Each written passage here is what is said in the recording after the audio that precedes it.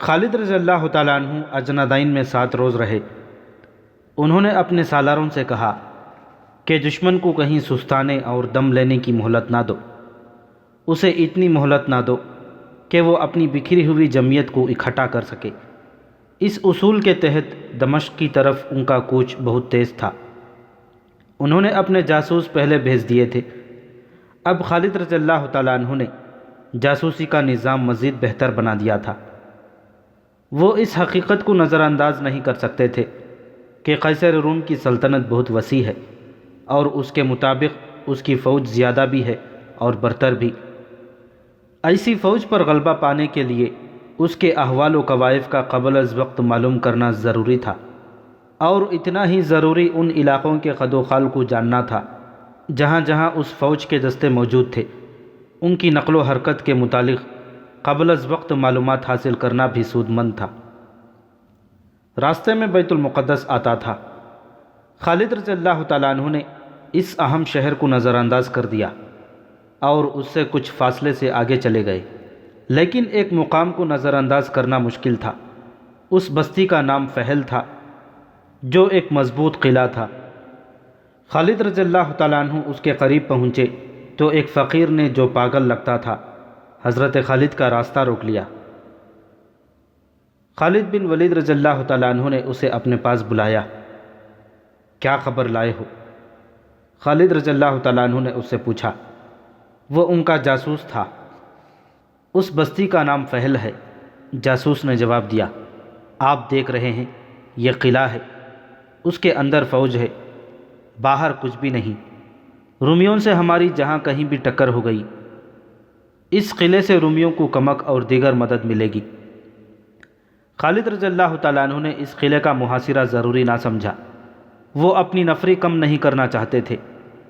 دمشق کی تسخیر کوئی معمولی مہم نہیں تھی، بلکہ اپنی شکست کے امکانات بڑھتے جا رہے تھے۔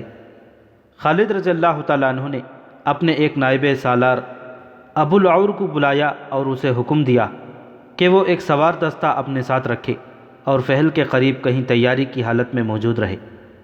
یہاں سے فوج باہر نکلے تو تیروں کی بوچھاڑیں مارے اور کسی کو باہر نہ نکلنے دے۔ حضرت خالد وہاں رکے نہیں۔ ابو العور نے ایک سوار دستہ وہاں روک لیا اور اس قلعہ بند بستی کے جتنے دروازے تھے ان سب کے سامنے سوار متعین کر دیے۔ سواروں کو گھوڑوں سے اترنے کی اور محدود سے فاصلے تک گھومنے پھرنے کی اجازت دے دی گئی۔ خالد رضی اللہ تعالیٰ عنہ کی فوج، جس کی تعداد 32,000 سے کم ہو گئی تھی، بظاہر بے ترتیب قافلے کی صورت میں دمشق کی جانب جا رہی تھی، لیکن اس کے ہر دستے کو اپنے فرائض کا علم تھا۔ ان میں ہراول کا دستہ بھی تھا اور ان میں عقب اور پہلوؤں کے حفاظتی دستے بھی تھے، اور یہ تمام دستے چوکنے ہو کر چلے جا رہے تھے۔ کسی بھی جگہ اور کسی بھی وقت ان پر حملہ ہو سکتا تھا۔ داؤد عیسائی نے خالد رضی اللہ تعالیٰ عنہ کو خبر کر دیا تھا کہ وہ تو ابھی روم کی شہنشاہی میں داخل ہوئے ہیں، اور اس شہنشاہی کی حدود بہت وسیع ہیں۔ اس وقت تک رومی فوج کے دستے جہاں جہاں تھے وہاں ہرقل کا یہ حکم پہنچ چکا تھا کہ مسلمانوں کی فوج کو روکا جائے۔ اس حکم کے تحت دمشق کی طرف جانے والے راستوں پر رومیوں نے اپنے جاسوس بھیج دیے تھے۔ دریائے یرموک کے کنارے واقوسہ ایک قصبہ تھا۔ کسی رومی جاسوس نے خالد رضی اللہ تعالیٰ عنہ کے لشکر کو آتے دیکھ لیا اور پیچھے جا کر اطلاع دی۔ جب خالد رضی اللہ تعالیٰ عنہ واقوسہ کے قریب پہنچے تو رومی فوج کے بہت دستے خالد رضی اللہ تعالیٰ عنہ کا راستہ روکنے کے لیے تیار کھڑے تھے۔ مورخوں نے لکھا ہے کہ اجنادین کی لڑائی سے بھاگے ہوئے کئی رومی فوجی واقوسہ پہنچ چکے تھے۔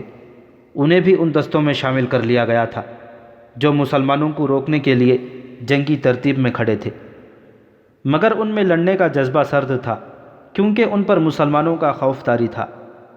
جن کمانڈروں اور سپاہیوں نے ابھی مسلمانوں سے جنگ نہیں لڑی تھی، وہ اجنادین کے بھگوڑوں سے پوچھتے تھے کہ مسلمان لڑنے میں کیسے ہیں۔ دیکھ لو، انہیں کچھ اس قسم کے جواب ملے۔ 30,000 نے 90,000 کو اس طرح شکست دی ہے کہ سپہ سالار سے چھوٹے سے سالار تک ایک بھی زندہ نہیں۔ انہوں نے ہماری آدھی نفری مار ڈالی ہے، زخمیوں کا کوئی حساب نہیں۔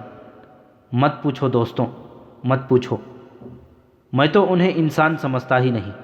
ان کے پاس کوئی جادو ہے یا وہ جنات جیسی کوئی مخلوق ہے۔ ان کا ایک ایک آدمی 10 کا مقابلہ کرتا ہے، ان کے سامنے کوئی جم کر لڑ نہیں سکتا۔ پوچھتے کیا ہو؟ وہ آ رہے ہیں، خود دیکھ لینا۔ وہ آئے اور انہوں نے دیکھ لیا۔ دیکھ یہ لیا کہ مسلمان جو بے ترتیب قافلے کی طرح آ رہے تھے، دیکھتے ہی دیکھتے جنگی ترتیب میں ہو گئے۔ عورتیں اور بچے پیچھے رہ گئے اور ان کا حفاظتی دستہ اپنی جگہ پر چلا گیا۔ خالد رضی اللہ تعالیٰ عنہ اپنے محافظوں وغیرہ کے ساتھ آگے ہو گئے اور دونوں فوجیں آمنے سامنے آ گئیں۔ پہلے بیان ہو چکا ہے کہ خالد رضی اللہ تعالیٰ عنہ کی جنگی چالوں کا اور مجاہدین کو لڑانے کا انداز ایسا تھا کہ دشمن بوکھلا جاتا، پھر مسلمانوں کے حملے کی شدت سے دشمن کے سپاہیوں پر خوف طاری ہو جاتا تھا۔ ان میں سے جو سپاہی بھاگ نکلتے تھے وہ جہاں جاتے اس خوف کو اپنے ساتھ لے جاتے اور فوج میں پھیلاتے تھے۔ یہ ثابت کرنے کے لیے وہ بلا وجہ نہیں بھاگے، وہ اس خوف کو مبالغے سے اور ایسے طریقے سے بیان کرتے کہ سننے والے یہ سمجھ لیتے کہ مسلمانوں میں کوئی مافوق الفطرت قوت ہے۔ اس طرح خالد رضی اللہ تعالیٰ عنہ نے دشمن پر ایک نفسیاتی اثر ڈال رکھا تھا جو ہر میدان میں ان کے کام آتا تھا۔ یہ قوت مافوق الفطرت ہی تھی جو عقیدے کی سچائی، ایمان کی پختگی اور جذبے کی شدت سے پیدا ہوئی تھی۔ مسلمان اللہ کے حکم سے لڑتے تھے، ان کے دلوں میں کوئی ذاتی غرض اور لالچ نہیں تھی۔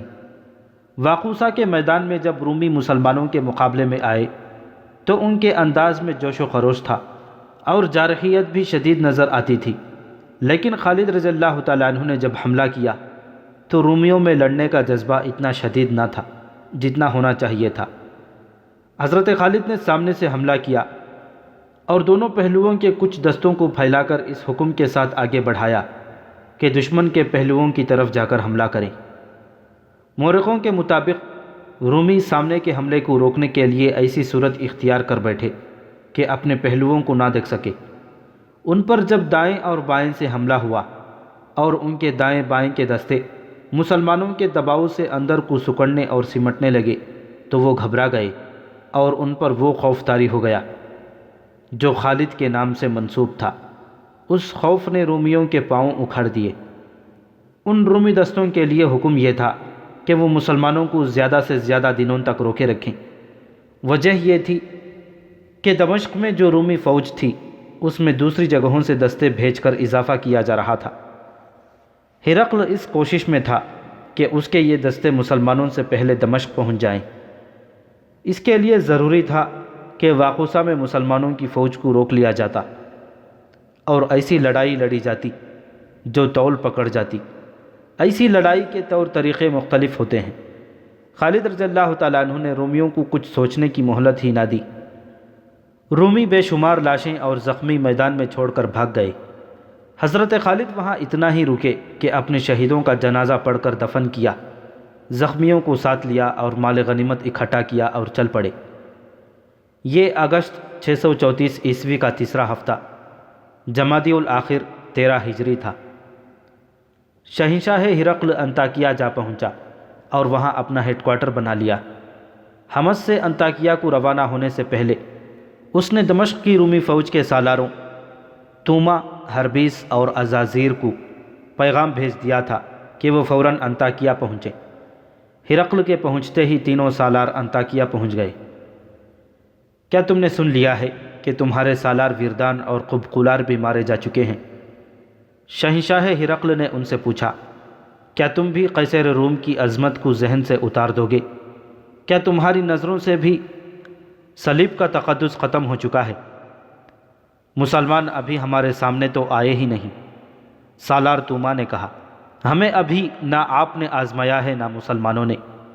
انہیں آنے دیں، میں آپ کی بیٹی کے آگے شرمسار نہیں ہوں گا۔ توما شہنشاہ ہرقل کا داماد تھا اور وہ دمشق کا سپہ سالار تھا۔ بڑا پکا مذہبی آدمی تھا اور اپنے مذہب عیسائیت کے فروغ اور تحفظ کے لیے سرگرم رہتا تھا۔ توما، ہرقل نے اسے کہا، تم مذہب میں اتنے مگن رہتے ہو کہ دمشق کے دفاع کی طرف پوری توجہ نہیں دے رہے ہو۔ میں تو یہ سمجھتا ہوں کہ مذہب نہ رہا تو دمشق بھی نہیں رہے گا۔ توما نے کہا، کیا آپ نہیں جانتے کہ مسلمانوں کے خلاف جنگ بھی مذہب میں شامل ہے؟ میں یہاں اکیلا تو نہیں، جنگی معاملے سالار ہربیس کے پاس ہیں اور سالار عزازیر بھی میرے ساتھ ہے۔ کیا عزازیر فارسیوں کو اور پھر ترکوں کو کئی لڑائیوں میں شکست نہیں دے چکا ہے؟ مجھے جتنا بھروسہ عزازیر پر ہے اتنا تم دونوں پر نہیں۔ ہرقل نے کہا، عزازیر تجربہ کار سالار ہے، تم دونوں کو ابھی ثابت کرنا ہے کہ تم عزازیر کے ہم پلہ ہو۔ عزازیر رومیوں کا بڑا ہی قابل اور دلیر سالار تھا۔ اس نے بہت سی لڑائیاں لڑیں اور ہر میدان میں فتح حاصل کی تھی۔ عربی زبان پر اسے اتنا عبور حاصل تھا کہ وہ عربی بولتا تو شک ہوتا تھا کہ عرب کا رہنے والا ہے۔ دمشق کی فوج کا کمانڈر دراصل وہی تھا۔ انطاکیہ میں کلاؤز نام کا ایک رومی سالار تھا۔ اسے ہرقل نے 5000 نفری کی فوج دے کر دمشق جانے کو کہا۔ شہنشاہ ہرقل، کلاؤز نے کہا، میں حلفیہ کہتا ہوں کہ میں آپ کے سامنے اس وقت آؤں گا جب میری برچھی کی انی کے ساتھ مدینہ کے سالار خالد بن ولید کا سر ہوگا۔ تم مجھے صرف حلف سے خوش نہیں کر سکتے۔ ہرقل نے کہا، میں صرف ابن ولید کا سر نہیں، تمام مسلمانوں کی لاشیں دیکھنا چاہتا ہوں۔ فوراً دمشق پہنچو، وہاں کمک کی ضرورت ہے۔ سب چلے جاؤ اور دمشق کو بچاؤ۔ تمام سالار فوراً روانہ ہو گئے۔ ہرقل کا ایک مشیر خاص ہرقل کے پاس موجود رہا۔ شہنشاہ، اس مشیر نے کہا، سالار کلاؤز کو دمشق نہ بھیجتے تو اچھا تھا۔ اگر اسے بھیجنا ہی تھا تو سالار عزازیر کو دمشق سے نکال لیتے۔ کیوں؟ کیا شہنشاہ بھول گئے ہیں کہ ان دونوں میں ایسی چپ خلش ہے جو دشمنی کی صورت اختیار کر جایا کرتی ہے؟ مشیر نے کہا، ان کی آپس میں بول چال بند ہے۔ دراصل کلاؤز عزازیر کی اچھی شہرت سے حسد کرتا ہے، کوئی اور وجہ بھی ہو سکتی ہے۔ کیا تم یہ خطرہ محسوس کر رہے ہو کہ وہ لڑائی کے دوران ایک دوسرے کو نقصان پہنچانے کی کوشش کریں گے؟ ہرقل نے پوچھا۔ ہاں شہنشاہ روم، مشیر نے کہا، میں یہی خطرہ محسوس کر رہا ہوں۔ ایسا نہیں ہوگا، ہرقل نے کہا، انہیں یہ احساس تو ضرور ہوگا کہ وہ مل کر نہ لڑے تو بڑی بری شکست کھائیں گے، اور وہ مجھے خوش کرنے اور ایک دوسرے کو میری نظروں میں گرانے کے لیے جوش و خروش سے لڑیں گے، اور اگر انہوں نے ایک دوسرے کو نقصان پہنچانے کی کوشش کی تو انہیں یقیناً معلوم ہے کہ ان کی سزا کیا ہوگی۔ مشیر خاموش ہو گیا، لیکن اس کے چہرے پر پریشانی کے آثار پہلے سے زیادہ تھے۔ خالد رضی اللہ تعالیٰ عنہ کے مجاہدین دمشق کی جانب بڑھے جا رہے تھے۔ رومی سالار عزازیر نے دمشق پہنچتے ہی شہر کے دفاع کو مضبوط بنانا شروع کر دیا۔ دمشق کی شہر پناہ کے 6 دروازے تھے اور ہر دروازے کا ایک نام تھا۔ عزازیر نے دمشق کو محاصرے سے بچانے کا یہ انتظام کیا کہ زیادہ فوج شہر کے باہر رکھی تاکہ مسلمانوں کو شہر تک پہنچنے ہی نہ دیا جائے، انہیں شہر سے باہر ختم کر دیا جائے۔ شہر میں خاص طور پر منتخب کیے ہوئے دستے رکھے گئے۔ ان میں ایک محافظ دستہ تھا جسے جانباز دستہ کہا جاتا تھا۔ اس ایک محل سے کچھ زیادہ لمبے اور 4-5 فرلانگ چوڑے شہر کی آبادی میں اس خبر نے ہڑبونگ بپا کر دی تھی کہ مسلمان شہر کو محاصرے میں لینے کے لیے آ رہے ہیں۔ اس خبر سے پہلے مسلمانوں کی دہشت شہر میں داخل ہو چکی تھی۔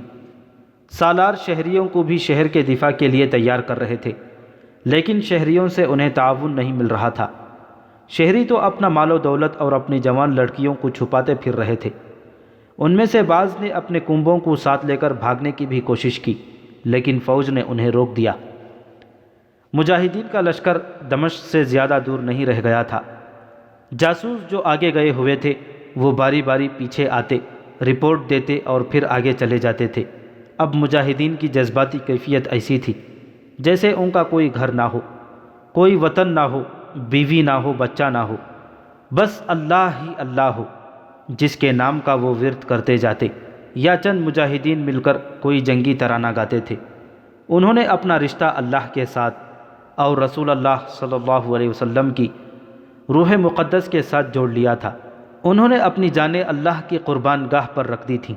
رومیوں کے لیے وہ جسم تھے، لیکن اپنے لیے وہ روحیں تھے۔ وہ اپنے جسموں کی تکالیف اور ضروریات سے بے نیاز ہو گئے تھے۔ انہیں تو جیسے یہ احساس بھی نہ رہا تھا کہ ان کی تعداد کم ہے اور دشمن کی تعداد کئی گنا ہے۔ ان کے سپہ سالار خالد رضی اللہ تعالیٰ عنہ کی جذباتی کیفیت بھی ایسی تھی، لیکن تاریخ کے اس عظیم جرنیل کی نگاہ حقائق پر تھی۔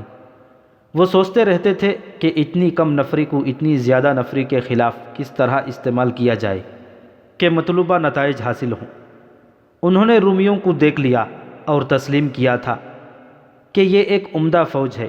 انہوں نے یہ بھی پیش نظر رکھا تھا کہ رومی اپنے ملک میں ہیں اور جو سہولتیں انہیں حاصل ہیں وہ ہمیں نہیں مل سکتیں۔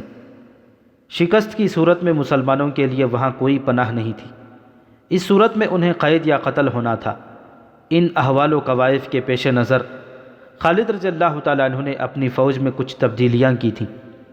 ایک تو انہوں نے جاسوسی کے انتظامات اور ذرائع کو پہلے سے بہتر بنا کر انہیں منظم کر دیا۔ چند اور تبدیلیوں میں قابل ذکر یہ ہے کہ خالد رضی اللہ تعالیٰ عنہ نے ایک سوار دستہ بنایا جس میں 4000 منتخب گھڑ سوار رکھے۔ یہ تیز رفتار اور متحرک دستہ تھا، اسے تلیہ کہتے ہیں۔ متحرک سے مراد یہ ہے کہ اس رسالے نے جم کر نہیں بلکہ بھاگتے دوڑتے حملہ کر کے ادھر ادھر ہو جاتے اور دشمن کو گھما پھرا کر لڑاتے جنگ میں شریک رہنا تھا۔ خالد رضی اللہ تعالیٰ عنہ نے اس دستے کی کمان اپنے ہاتھ میں رکھی۔ دمشق کی جانب کوچ کے دوران یہ سوار دستہ مسلمانوں کے لشکر کے ہراول میں تھا۔ کوچ کا چوتھا دن تھا۔ ہراول کا یہ سوار دستہ ایک بستی مراج السفر کے قریب پہنچا تو آگے گئے ہوئے 2 جاسوس آئے۔ خالد رضی اللہ تعالیٰ عنہ اس دستے کے ساتھ تھے۔ جاسوس نے انہیں بتایا کہ تھوڑی دور آگے رومی فوج تیاری کی حالت میں پڑاؤ کیے ہوئے ہے۔ جاسوسوں کے اندازے کے مطابق وہ مقام دمشق سے 12 میل دور تھا۔ مورخوں نے لکھا ہے کہ اس رومی فوج کی تعداد 12,000 تھی اور اس میں سوار زیادہ تھے۔ اس کے 2 سالار تھے، ایک عزازیر اور دوسرا کلاؤس۔ یہ وہی رومی سالار تھے جن کی آپس میں دشمنی تھی۔ انہیں دمشق کے سپہ سالار توما نے اس منصوبے کے تحت بھیجا تھا کہ مسلمانوں کے لشکر کو دمشق تک نہ پہنچنے دیا جائے۔ اگر اسے تباہ نہ کیا جا سکے تو اتنا کمزور کر دیا جائے کہ واپس چلا جائے۔ اگر یہ بھی نہ ہو سکے تو اتنی سی کامیابی ہر قیمت پر حاصل کر لی جائے کہ مسلمانوں کو زیادہ سے زیادہ دن دمشق سے دور رکھا جائے تاکہ دمشق کے دفاع کے لیے مزید دستے وہاں پہنچ جائیں اور شہر میں اتنی خوراک پہنچا کر جمع کی جا سکے کہ محاصرہ طول پکڑ جائے تو شہر میں قحط کی صورت پیدا نہ ہو۔ خالد رضی اللہ تعالیٰ عنہ کے لیے یہ مسئلہ پیدا ہو گیا کہ ان کے ساتھ ہراول کا صرف وہ سوار دستہ تھا جس کی نفری 4000 تھی۔ باقی لشکر ابھی بہت دور تھا۔ ہراول کی رفتار تیز تھی۔ دشمن کی موجودگی کی اطلاع پر خالد رضی اللہ تعالیٰ عنہ نے رفتار سست کر دی۔ اس کا ایک مقصد تو یہ تھا کہ پورا لشکر آ جائے اور دوسرا یہ کہ دشمن کے قریب شام کو پہنچیں تاکہ رات کو آرام کیا جا سکے اور الگ صبح لڑائی شروع کی جائے۔ اگر جاسوس آگے گئے ہوئے نہ ہوتے تو خالد رضی اللہ تعالیٰ عنہ لا علمی میں 4000 سواروں کے ساتھ دشمن کے سامنے جا پہنچتے، پھر صورتحال ان کے حق میں نہ رہتی۔ رومیوں کے اس 12000 لشکر نے بڑی اچھی جگہ پڑاؤ ڈالا ہوا تھا۔ وہاں ایک وادی تھی جس میں گھنے درخت تھے اور ایک پہاڑی تھی۔ رومی اس پہاڑی کے سامنے اور وادی کے منہ میں تھے۔ انہوں نے لڑائی کے لیے یہ جگہ منتخب کی تھی جو ان کو کئی جنگی فائدے دے سکتی تھی۔ مسلمان اس پھندے میں آ سکتے تھے۔ خالد رضی اللہ تعالیٰ عنہ نے اپنی رفتار ایسی رکھی کہ سورج غروب ہونے سے ذرا پہلے دشمن کے سامنے پہنچے۔ دشمن سے ان کا فاصلہ 1 میل کے لگ بھگ تھا۔ خالد رضی اللہ تعالیٰ عنہ اپنے دستے کو روک لیا اور وہیں پڑاؤ کرنے کو کہا۔ سورج غروب ہو گیا، اس لیے یہ خطرہ نہ رہا کہ دشمن حملہ کر دے گا۔ جمادی الثانی 13 ہجری کے چاند کی 18ویں رات تھی۔ آدھی رات کو چاندنی بڑی صاف تھی۔ خالد رضی اللہ تعالیٰ عنہ پا پیادہ آگے چلے گئے۔ رومیوں کے سوار گشتی سنتری گشت پر تھے۔ خالد رضی اللہ تعالیٰ عنہ ان سے بچتے پہاڑی تک گئے۔ وہ زمین کے خد و خال کا جائزہ لے رہے تھے۔ رات گزرتے ہی انہیں یہاں لڑنا تھا۔ وہ دیکھ رہے تھے کہ ان کے سوار دستے کے لیے بھاگنے دوڑنے کی جگہ ہے یا نہیں۔ خالد رضی اللہ تعالیٰ عنہ کے لیے پریشانی یہ تھی کہ ان کا لشکر بہت دور تھا۔ انہوں نے پیغام تو بھیج دیا تھا کہ رفتار تیز کریں، پھر بھی لشکر جلدی نہیں پہنچ سکتا تھا۔ اس کی رفتار تو پہلے ہی تیز تھی، مسلمانوں کا کوچ ہوتا ہی تیز تھا۔ 19 اگست 634 عیسوی 19 جمادی الثانی 13 ہجری کی صبح طلوع ہوئی۔ فجر کی نماز سے فارغ ہوتے ہی خالد رضی اللہ تعالیٰ عنہ نے اپنے سوار دستے کو جنگ کی تیاری کا حکم دیا۔ رومی بھی تیاری میں آ گئے۔ خالد رضی اللہ تعالیٰ عنہ نے رومیوں کی ترتیب دیکھی تو انہیں شک ہوا کہ رومی حملے میں پہل نہیں کرنا چاہتے۔ خالد رضی اللہ تعالیٰ عنہ بھی پہل کرنے کی پوزیشن میں نہیں تھے۔ انہیں اتنا وقت درکار تھا کہ باقی لشکر پہنچ جائے۔ حضرت خالد نے رومیوں کا ارادہ معلوم کرنے کے لیے اپنے سوار دستے کے ایک حصے کو حملہ کر کے پیچھے یا دائیں بائیں نکل جانے کا حکم دیا۔ تقریباً 1000 گھوڑے سمندری طوفان کی موجوں کی طرح گئے۔ رومیوں نے حملہ روکنے کے بجائے یہ حرکت کی کہ پیچھے ہٹنے لگے۔ مسلمان سوار اس خیال سے آگے نہ گئے کہ دشمن گھیرے میں لے لے گا۔ ویسے بھی انہیں آمنے سامنے کی لڑائی نہیں لڑنی تھی۔ وہ جس رفتار سے گئے تھے اسی رفتار سے گھوڑے موڑتے ہوئے دور کا چکر کاٹ کر آ گئے۔ چند ایک سالار خالد رضی اللہ تعالیٰ عنہ کے ساتھ تھے۔ سب کو توقع تھی کہ اب رومی حملے کے لیے آئیں گے۔ ان کی فوج 3 گنا تھی، مگر انہوں نے کوئی جوابی حرکت نہ کی۔ خدا کی قسم، رومی کچھ اور چاہتے ہیں۔ خالد رضی اللہ تعالیٰ عنہ نے اپنے سالاروں سے کہا، یہ ہمارے ساتھ کھیلنا چاہتے ہیں اور میں اپنے لشکر کے انتظار میں ہوں۔ ان کے ساتھ کھیلو ابن ولید۔ سالار زرار بن ازور نے کہا، یہ لڑنا نہیں چاہتے، ہمارا راستہ روکنا چاہتے ہیں، اور انہیں شاید معلوم نہیں کہ ہمارا لشکر ابھی دور ہے۔ خالد رضی اللہ تعالیٰ عنہ نے کہا، یہ بھی سوچ لے ابن ولید۔ سالار شرجیل رضی اللہ تعالیٰ عنہ نے کہا، کیا یہ چوکس نہیں کہ ہمارا لشکر شاید کسی اور طرف سے ان پر حملہ کرے؟ میں ان کا دھیان پھیر دیتا ہوں۔ خالد رضی اللہ تعالیٰ عنہ نے کہا۔ رومیوں کی توجہ اپنی طرف کرنے کے لیے خالد رضی اللہ تعالیٰ عنہ نے یہ طریقہ اختیار کیا کہ دشمن کو انفرادی مقابلوں کے لیے للکارا۔ پہلے بیان ہو چکا ہے کہ اس دور میں فوجوں کی لڑائی سے پہلے دونوں فوجوں سے ایک ایک آدمی سامنے آتا اور ان میں انفرادی لڑائی ہوتی تھی۔ خالد رضی اللہ تعالیٰ عنہ نے زرار بن ازور، شرجیل بن حسنہ اور امیر المؤمنین حضرت ابوبکر صدیق رضی اللہ تعالیٰ عنہ کے بیٹے عبد الرحمن رضی اللہ تعالیٰ عنہ کو مقابلے کے لیے آگے کیا۔ یہ تینوں سالار تھے۔ وہ دونوں فوجوں کے درمیان جا کر گھوڑے دوڑانے اور دشمن کو للکارنے لگے۔ رومیوں کی صفوں سے 3 سوار نکلے، وہ بھی سالاری کے رتبے کے آدمی تھے۔ رومی جنگجو قوم تھی۔ اس قوم نے تاریخ ساز تیغزن اور شاہ سوار پیدا کیے ہیں۔ حضرت خالد کے ان 3 سالاروں کے مقابلے میں جو رومی نکلے وہ زبردست لڑاکے تھے۔ کھلے میدان میں مقابلے شروع ہو گئے۔ یہ 3 جوڑوں کا مقابلہ تھا۔ تینوں جوڑ الگ ہو گئے۔ گھوڑے دوڑ رہے تھے، گھوم پھر رہے تھے، اور برچھیوں سے برچھیاں ٹکرا رہی تھیں۔ دونوں فوجوں سے نعرے گرج رہے تھے۔ گھوڑے اپنی اڑائی ہوئی گرد میں چھپے جا رہے تھے۔ پھر گرد سے ایک گھوڑا نکلا۔ اس کا سوار ایک طرف لڑک گیا۔ گھوڑا بے لگام ہو کر ادھر ادھر دوڑ رہا تھا۔ وہ ایک رومی سالار تھا جو بڑا گہرا زخم کھا کر گھوڑے سے گر رہا تھا۔ رومیوں کی صفوں سے ایک گھوڑا سرپٹ دوڑتا نکلا اور گرتے ہوئے سالار کے پیچھے گیا۔ اس نے گھوڑے کے سوار کو گھوڑے کی پیٹھ پر کر دیا، لیکن وہ مر چکا تھا۔ تھوڑی ہی دیر بعد ایک اور رومی سوار گرا، پھر تیسرا بھی گر پڑا۔ تینوں رومی مارے گئے۔ زرار بن ازور کا انداز وہی تھا کہ مقابلے میں اترتے ہی انہوں نے خود، زرہ اور قمیض اتار کر پھینک دی تھی۔ مقابلہ ختم ہوا تو 3 رومیوں کی لاشیں ایک دوسری سے دور دور پڑی تھیں۔ زرار، شرجیل اور عبد الرحمن رومیوں کی اگلی صف کے قریب جا کر گھوڑے دوڑاتے اور انہیں للکارتے تھے، رومیوں، یہ لاشیں اٹھاؤ آگے آؤ بزدلوں، ہے کوئی اور موت کا طلبگار؟ ہم رومیوں کے قاتل ہیں، رومیوں یہ زمین تم پر تنگ ہو گئی ہے۔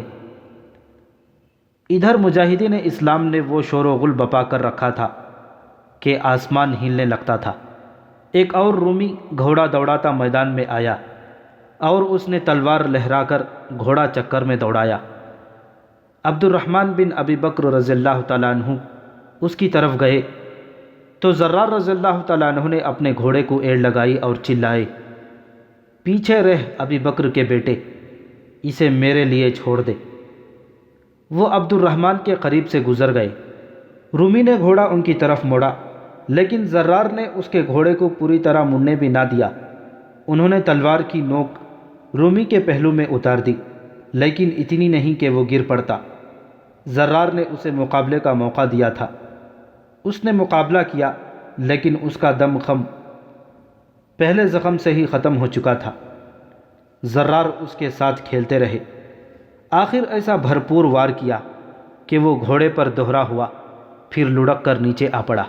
مدینہ کے ان 3 سالاروں کے مقابلے میں چند اور رومی آئے اور مارے گئے۔ زرار، شرجیل اور عبد الرحمن نے صرف یہ نہیں کیا کہ رومیوں کی اگلی صف کے قریب جا کر گھوڑے دوڑاتے اور انہیں للکارتے تھے، بلکہ کوئی رومی صف سے آگے ہو کر ان کی طنزیہ للکار کا جواب دیتا تو وہ ان تینوں میں سے جس کے سامنے ہوتا وہ اسے برچھی یا تلوار سے ختم کر دیتا۔ اس طرح انہوں نے چند ایک رومیوں کو زخمی بھی کیا اور قتل بھی۔ حضرت خالد پہلے تو تماشا دیکھتے رہے، پھر وہ جوش میں آ گئے۔ انہوں نے گھوڑے کو ایڑ لگائی اور آگے چلے گئے۔ پیچھے آ جاؤ تم تینوں، خالد رضی اللہ تعالیٰ عنہ نے بڑی بلند آواز میں کہا، اور میدان میں گھوڑا دوڑانے لگے۔ ان کے ہاتھ میں برچھی تھی۔ مورخوں نے ان کی للکار کے الفاظ لکھے ہیں: میں اسلام کا ستون ہوں، میں اللہ کے رسول صلی اللہ علیہ وسلم کا صحابی ہوں، میں خالد بن ولید ہوں، میں اپنی فوج کا سپہ سالار ہوں، میرے مقابلے میں سپہ سالار آئے۔ واقدی اور طبری نے لکھا ہے کہ رومی سالار عزازیر اور کلوس کے درمیان چپخلش تھی۔ جب خالد رضی اللہ تعالیٰ عنہ نے کہا کہ ان کے مقابلے میں سپہ سالار آئے تو رومی سالار عزازیر نے اپنے ساتھی سالار کلوس کی طرف دیکھا اور کہا کہ کلوس اپنے آپ کو سپہ سالار سمجھتا ہے، میں تو اس کے مقابلے میں کچھ بھی نہیں۔ کلوس یہ سن کر خاموش رہا اور مقابلے کے لیے آگے بھی نہ بڑھا۔ ہمارا سالار کلوس ڈر گیا ہے، عزازیر نے طنزیہ کہا۔ اس نے کلوس کو کچھ دانے بھی دیے۔ کلوس کا انداز بتا رہا تھا کہ وہ خالد رضی اللہ تعالیٰ عنہ کے مقابلے میں ہچکچا رہا ہے، لیکن عزازیر اس پر تانوں کی تیر چلا رہا تھا۔ ان سے تنگ آ کر کلوس نے گھوڑا بڑھایا اور خالد رضی اللہ تعالیٰ عنہ کی طرف گیا۔ 4 مورخوں نے متفقہ طور پر بیان کیا ہے کہ خالد رضی اللہ تعالیٰ عنہ کے ہاتھ میں برچھی تھی۔ کلوس ان کی طرف آیا تو اس کا انداز حملے والا نہیں تھا، اور اس نے حضرت خالد کو کچھ ایسا اشارہ کیا تھا جیسے کوئی بات کرنا چاہتا ہو۔ خالد رضی اللہ تعالیٰ عنہ نے اس کے اشارے کی پرواہ نہ کی۔ دشمن کا دوستانہ اشارہ دھوکہ بھی ہو سکتا ہے۔ خالد رضی اللہ تعالیٰ عنہ نے اپنا گھوڑا اس کی طرف دوڑایا اور اس پر برچھی کا وار کیا۔ کلوس تجربے کار جنگجو تھا، اس نے اپنے آپ کو اس وار سے صاف بچا لیا۔ خالد رضی اللہ تعالیٰ عنہ نے آگے جا کر گھوڑا موڑا اور کلوس پر دوسرے حملے کے لیے گئے۔ اب کہ انہوں نے سنبھل کر کلوس کو برچھی ماری، کلوس نے اب پھر ان کا وار بیکار کر دیا۔ خالد رضی اللہ تعالیٰ عنہ نے برچھی پھینک دی۔ کلوس نے دیکھا کہ اب خالد خالی ہاتھ آ رہے ہیں تو اس نے تلوار تانی۔ حضرت خالد نے گھوڑا اس کی ضد سے پرے کر لیا اور گھوڑے کو زیادہ آگے جانے نہ دیا۔ اسے فوراً روک کر موڑا اور کلوس پر آئے۔ کلوس نے گھوڑا دوڑایا۔ وہ بہتر پوزیشن میں آ کر وار کرنا چاہتا تھا، لیکن خالد رضی اللہ تعالیٰ عنہ نے پیچھے سے آ کر اسے مضبوطی سے پکڑ لیا اور گھوڑے سے گرا دیا۔ انہوں نے گھوڑے سے کود کر کلوس کو دبوچ لیا۔ کلوس زمین پر پڑا تھا، اس نے اٹھنے کی ذرا سی بھی کوشش نہ کی۔ حضرت خالد نے اپنے محافظوں کو پکارا کہ آئیں۔ 2-3 محافظ دوڑے گئے۔ خالد نے انہیں کہا کہ کلوس کو قیدی بنا لیں۔ اس طرح کلوس مرنے سے بچ گیا اور قیدی بن گیا۔ جب کلوس کو قیدی بنا کر خالد رضی اللہ تعالیٰ عنہ کے محافظ لے گئے تو اسے پیچھے لے جانے کے بجائے سامنے کھڑا کر دیا گیا تاکہ رومی اسے دیکھتے رہیں۔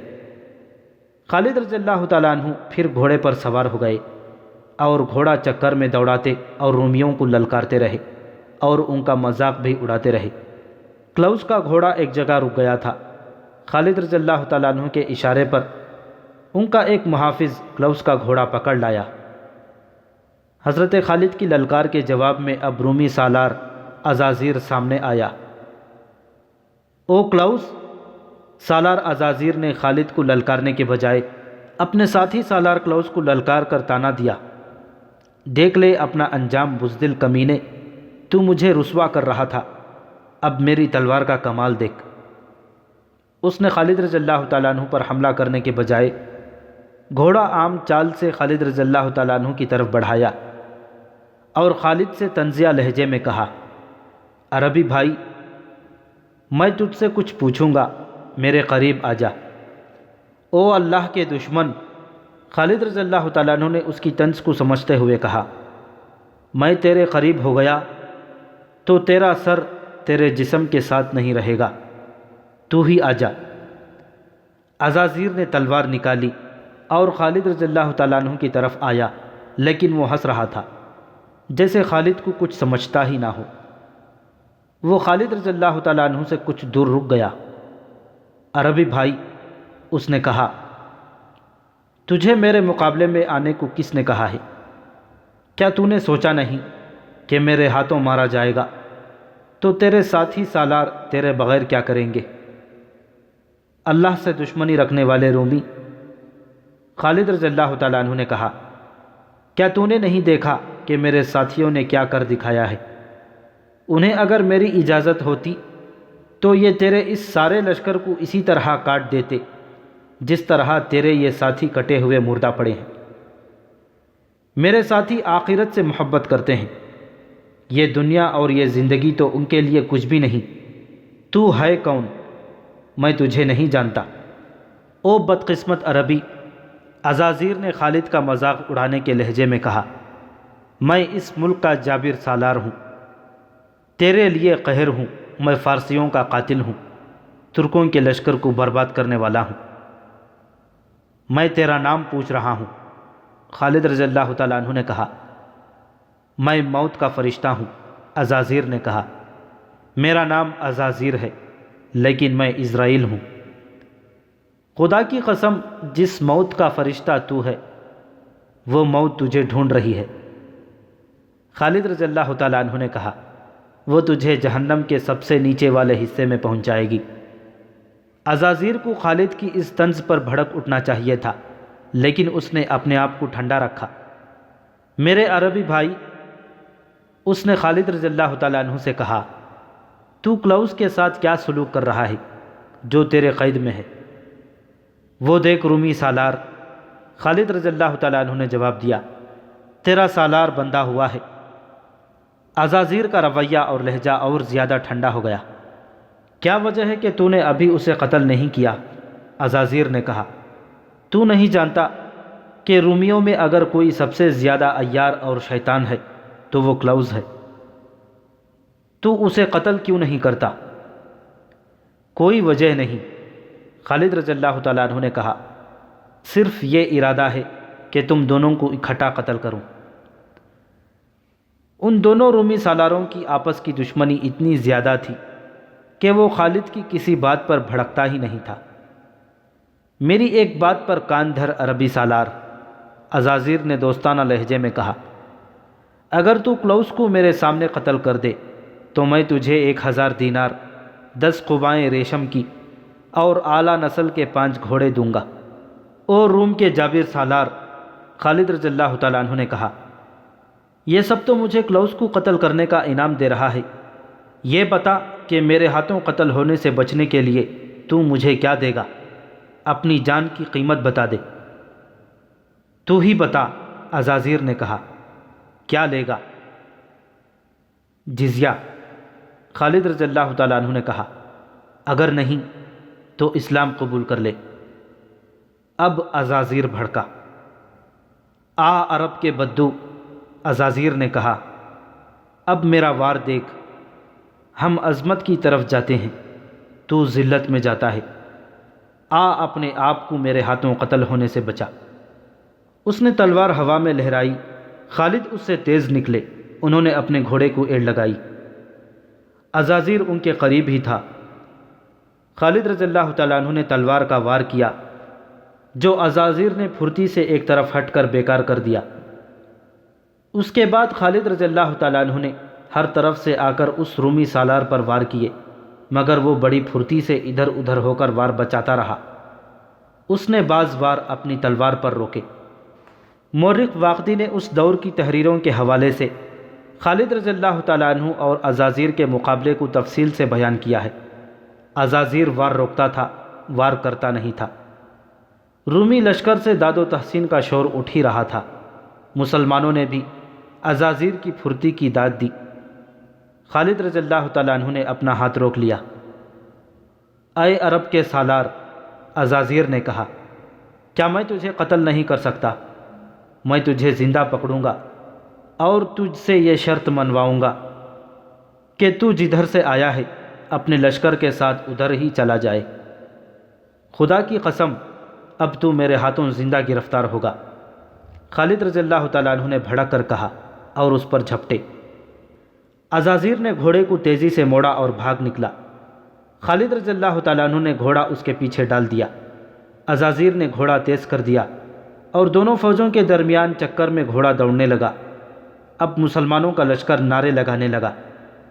خالد رضی اللہ تعالیٰ عنہ اس کے تعاقب میں رہے۔ ازازیر اپنا گھوڑا ذرا آہستہ کر لیتا اور جب خالد رضی اللہ تعالیٰ عنہ اس تک پہنچتے تو وہ گھوڑے کو ایڑ لگا دیتا۔ اس دوڑ اور تعاقب میں بہت سا وقت گزر گیا۔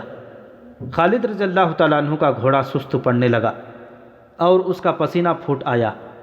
ازازیر کا گھوڑا خالد رضی اللہ تعالیٰ عنہ کے گھوڑے سے بہتر اور زیادہ طاقتور تھا۔ ازازیر نے دیکھ لیا کہ خالد کا گھوڑا رہ گیا ہے اور اس نے اپنا گھوڑا گھمایا اور خالد کے ارد گرد چکر کاٹنے لگا۔ او عربی، ازازیر نے للکار کر کہا، تو سمجھتا ہے میں تیرے ڈر سے بھاگ نکلا ہوں؟ میں تجھے کچھ دیر اور زندہ دیکھنا چاہتا ہوں۔ میں تیری روح نکالنے والا فرشتہ ہوں۔ حضرت خالد نے دیکھا کہ ان کا گھوڑا ازازیر کے گھوڑے کا ساتھ نہیں دے سکتا، تو وہ اپنے گھوڑے سے کود کر اترے۔ ان کے ہاتھ میں تلوار تھی۔ ازازیر نے خالد رضی اللہ تعالیٰ عنہ کو آسان شکار سمجھا اور ان پر گھوڑا دوڑا دیا۔ خالد کھڑے رہے۔ ازازیر قریب آیا تو اس نے گھوڑے پر جھک کر خالد پر وار کیا۔ خالد بچتے نظر نہیں آتے تھے، لیکن انہوں نے سر کو نیچے کر کے وار کو بیکار کر دیا۔ ازازیر گھوڑے کو گھما کر آیا۔ خالد پہلے کی طرح کھڑے رہے۔ اب کہ پھر ازازیر نے ان پر وار کیا۔ خالد نے نہ صرف یہ کہ جھک کر اپنے آپ کو بچا لیا، بلکہ دشمن کے گھوڑے کی اگلی ٹانگوں پر ایسی تلوار ماری کہ گھوڑے کی ایک ٹانگ کٹ گئی اور دوسری گھوڑے کے بوجھ کے نیچے دوہری ہو گئی۔ گھوڑا گرا اور ازازیر گھوڑے کے آگے جا پڑا۔ وہ بڑی تیزی سے اٹھا، لیکن خالد رضی اللہ تعالیٰ عنہ نے اسے پوری طرح اٹھنے نہ دیا۔ تلوار پھینک کر اسے دبوچ لیا اور اسے اٹھا کر زمین پر پٹک دیا۔ اسے پھر اٹھایا اور پہلے سے زیادہ زور سے اسے پٹکا۔ ازازیر کو اس خوف نے بے جان کر دیا کہ خالد رضی اللہ تعالیٰ عنہ اسے مار ڈالیں گے، لیکن خالد رضی اللہ تعالیٰ عنہ نے اسے گھسیٹا اور اس طرح اپنے لشکر کی طرف لے گئے اور کلوس کے پاس کھڑا کر دیا، اور اسی طرح اپنے لشکر کی طرف لے گئے اور کلوس کے پاس جا کھڑا کیا۔ یہ لے، خالد رضی اللہ تعالیٰ عنہ نے اسے کہا، اپنے دوست کلوس سے مل۔ خالد رضی اللہ تعالیٰ عنہ نے حکم دیا کہ ازازیر کو بھی باندھ دیا جائے۔ ادھر اللہ نے دشمن کے 2 سپہ سالار مسلمانوں کو دے دیے، ادھر شور اٹھا کہ باقی لشکر آ گیا ہے۔ خالد رضی اللہ تعالیٰ عنہ اپنے اسی لشکر کے انتظار میں تھے اور وقت حاصل کرنے کی کوشش کر رہے تھے۔ اس لشکر کے ساتھ تاریخ اسلام کے دو عظیم سالار عمرو بن عاص رضی اللہ تعالیٰ عنہ اور ابو عبیدہ رضی اللہ تعالیٰ عنہ تھے۔ خالد رضی اللہ تعالیٰ عنہ نے ذرا سا بھی وقت ضائع کیے بغیر اپنی فوج کو جنگی ترتیب میں کیا۔ 4000 جانباز سواروں کے دستے تلیہ کو اپنی کمان میں رکھا اور حملے کا حکم دے دیا۔ یہ پہلا موقع تھا کہ مسلمانوں کی تعداد دشمن کے برابر تھی، بلکہ کچھ زیادہ ہی تھی۔ رومیوں نے مقابلہ کیا، لیکن ان کے انداز میں جارحیت نہیں تھی۔ وہ دفاعی جنگ لڑ رہے تھے۔ ان کا حوصلہ اور جذبہ تو اسی ایک وجہ سے ٹوٹ گیا تھا کہ ان کے دونوں سپہ سالار مسلمانوں کی قید میں تھے اور باقی سالار انفرادی مقابلوں میں مارے جا چکے تھے۔ اس رومی فوج میں پہلی جنگوں سے بھاگے ہوئے آدمی بھی تھے۔ ان پر مسلمانوں کا خوف طاری تھا۔ انہوں نے مسلمانوں کو قہر اور غضب سے لڑتے اور اپنے ساتھیوں کو کٹتے دیکھا تھا۔ انہوں نے بے دلی سے مقابلہ کیا اور پیچھے ہٹتے گئے۔ انہیں لڑانے والا کوئی تھا ہی نہیں۔ مسلمانوں نے انہیں پسپائی سے روکنے کے لیے ان کے عقب میں جانے کی کوشش کی، لیکن پیچھے درختوں سے اٹی ہوئی آدھی تھی جس میں وہ غائب ہوتے جا رہے تھے۔ ان کی پیٹھ کے پیچھے دمشق تھا جو قلعہ بند شہر تھا۔ فاصلہ 12 میل تھا۔ یہ رومیوں کے لیے ایک کشش تھی۔ پناہ قریب ہی تھی، چنانچہ وہ فردن فردن درختوں کے جھنڈوں میں سے گزرتے دمشق کی طرف بھاگ رہے تھے۔ رومی ایسی بری طرح مسلمانوں کے ہاتھوں ہلاک ہو رہے تھے کہ میدان جنگ ان کی لاشوں اور تڑپتے ہوئے زخمیوں سے اٹ گیا۔ دوڑتے گھوڑے اور پیادے انہیں کچل رہے تھے۔ رومیوں نے اپنے پہلوؤں کے دستوں کو عام پسپائی کے لیے کہہ دیا۔ مسلمانوں نے تعاقب نہ کیا، کیونکہ خالد رضی اللہ تعالیٰ عنہ اپنی نفری کو بچانا چاہتے تھے۔ وہ بڑے کوچ کے تھکے ہوئے بھی تھے۔ بچے کچے رومی دمشق پہنچ گئے اور شہر کے ارد گرد دیوار نے انہیں پناہ میں لے لیا۔ مسلمانوں نے مال غنیمت اکٹھا کیا، عورتوں نے زخمیوں کو اٹھایا اور انہیں مرہم پٹی کے لیے پیچھے لے گئے۔ شہیدوں کی لاشیں ایک جگہ رکھ کر جنازہ پڑھا گیا اور انہیں الگ الگ قبروں میں دفن کیا گیا۔ خالد رضی اللہ تعالیٰ عنہ نے رات وہیں گزارنے کا حکم دیا اور تمام سالاروں کو اپنے پاس بلایا اور انہیں بتایا کہ دمشق کے محاصرے کو کامیاب کرنے کے لیے ضروری ہوگا کہ دمشق کی طرف آنے والے تمام راستوں کی ناکہ بندی کر دی جائے تاکہ دشمن اپنے دمشق کے دستوں کو کمک اور رسد نہ پہنچا سکے۔ خالد رضی اللہ تعالیٰ عنہ نے فہل کے قلعے کے قریب پہلے ہی ایک گھوڑ سوار دستہ چھوڑ دیا تھا۔ وہاں سے امداد آنے کی توقع تھی۔ خالد رضی اللہ تعالیٰ عنہ نے 2 گھوڑ سوار دستے 2 اور مقامات پر بھیج دیے۔ ان کے لیے حکم تھا کہ ان راستوں سے کمک آئے تو ان پر حملہ کر دیں۔ 20 اگست 634 عیسوی 20 جمادی الاخر 13 ہجری خالد رضی اللہ تعالیٰ عنہ نے دمشق پہنچ کر اس شہر کو محاصرے میں لے لیا۔ دمشق کے اندر جو رومی فوج تھی اس کی تعداد 16,000 کے لگ بھگ تھی۔ خالد رضی اللہ تعالیٰ عنہ کے لشکر میں 20,000 مجاہدین تھے۔ شہیدوں اور شدید زخمیوں کی وجہ سے تعداد اتنی کم رہ گئی تھی۔ کچھ دستے مختلف مقامات پر رومیوں کی کمک کو روکنے کے لیے بھیج دیے گئے۔ یہ وجہ بھی تھی کہ مجاہدین کی تعداد 20,000 رہ گئی تھی۔ دمشق بڑا شہر تھا۔ اس کے 6 دروازے تھے اور ہر دروازے کا نام تھا۔ باب الشرق، باب توما، باب حابیہ، باب فرادیس، باب کیسان اور باب صغیر۔ خالد رضی اللہ تعالیٰ عنہ نے ہر دروازے کے سامنے 2-2 3-3 ہزار نفری کے دستے کھڑے کر دیے۔ ہر دروازے کے لیے ایک سالار مقرر کیا گیا۔ رافع بن امیرہ، عمرو بن عاص، شرجیل بن حسنہ، ابو عبیدہ، یزید بن سفیان رضی اللہ تعالیٰ عنہ مجمعین۔ یزید کی ذمہ داری میں 2 دروازے دے دیے گئے۔ زرار بن ازور کو منتخب سواروں کا 2000 نفری کا دستہ اس مقصد کے لیے دیا گیا کہ وہ قلعے کے ارد گرد گھومتے پھرتے رہیں، اور اگر رومی باہر آ کر کسی دستے پر حملہ کریں تو زرار اس کی مدد کو پہنچے۔ شہر کی دیوار پر رومی کمانیں اور برچھیاں لیے کھڑے تھے۔ ان میں دوسرے سالاروں کے علاوہ دمشق کے دفاع کا ذمہ دار سالار توما بھی تھا، جو شہنشاہ ہرقل کا داماد بھی تھا۔ خالد رضی اللہ تعالیٰ عنہ نے حکم دیا کہ رومیوں کے دونوں قیدی سالار عزازیر اور کلوس کو آگے لایا جائے۔ دونوں بندھے ہوئے لائے گئے، انہیں دیوار کے اتنا قریب لایا گیا جہاں سے وہ دیوار پر کھڑے رومیوں کو نظر آ سکتے تھے۔ کیا تم دونوں اسلام قبول کرو گے؟ خالد رضی اللہ تعالیٰ عنہ نے دونوں سے بلند آواز سے پوچھا۔ نہیں، دونوں نے اکٹھے جواب دیا۔ خالد نے زرار بن ازور کو آگے بلایا اور کہا کہ انہیں ان کے انجام تک پہنچا دو۔ زرار نے تلوار نکالی اور دونوں کی گردنوں پر ایک ایک وار کیا۔ دونوں کے سر زمین پر جا پڑے، ان کے دھڑ گرے، تڑپے اور ساخت ہو گئے۔ دیوار سے تیروں کی بوچھاڑ آئی، لیکن خالد رضی اللہ تعالیٰ عنہ اور زرار رضی اللہ تعالیٰ عنہ ان کی ضد سے نکل آئے تھے۔